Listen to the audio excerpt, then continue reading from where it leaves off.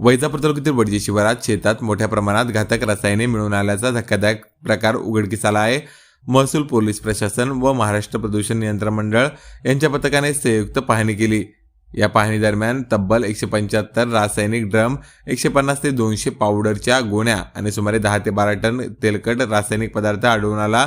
या प्रकरणात शिरूर पोलिसात गुन्हा दाखल करण्यात आला आहे. प्रकरणात तलाठी मंदाकिनी अंडील यांनी दिलेल्या तक्रारीनुसार तहसीलदार वैजापूर यांच्या आदेशानुसार मंगळवार तारीख 21 रोजी वडजी शिवारात घातक रसायन सापडल्याची माहिती मिळाल्यानंतर महसूल पोलीस व प्रदूषण नियंत्रण मंडळाच्या अधिकाऱ्यांनी घटनास्थळी संयुक्त पाहणी केली.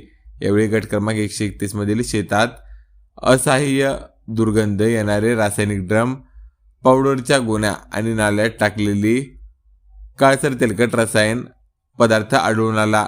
परिसरातील लहान झाडे, गवत तसेच शेजारील शेतातील भुईमुगाचे पीक पिवळसर पडून करपल्याचेही प्रसंगी निदर्शनास आले. पंचनाम्यात 200 लिटर क्षमतेचे काळे रसायन भरलेले 84 ड्रम, 91 लोखंडी ड्रम, 150 ते 200 काळ्या पांढऱ्या रंगाच्या पावडरच्या गोण्या, अंदाजे 10 ते 12 टन तेलकट रासायनिक पदार्थ आढळून आल्याची नोंद करण्यात आली आहे. महाराष्ट्र प्रदूषण नियंत्रण मंडळ, महाराष्ट्र एन्व्हायरो पॉवर लिमिटेड आणि न्याय वैज्ञानिक प्रयोगशाळेच्या पथकाने घटनास्थळी नमुने तपासणीसाठी ताब्यात घेतले आहे.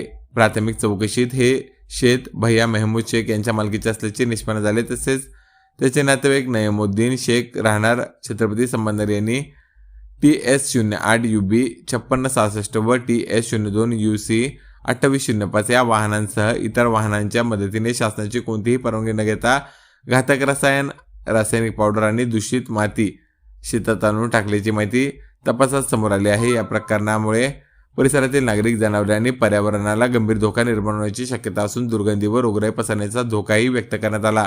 तलाठी मंदाकिनी अंडील यांच्या फिर्यादीवरून शिरूर पोलीस ठाण्यात संबंधितांविरोधात पर्यावरण व सार्वजनिक आरोग्य धोक्यास आणल्या प्रकरणात गुन्हा दाखल करण्यात आला असून प्रकरणाचा अधिक तपास पोलीस करीत आहेत.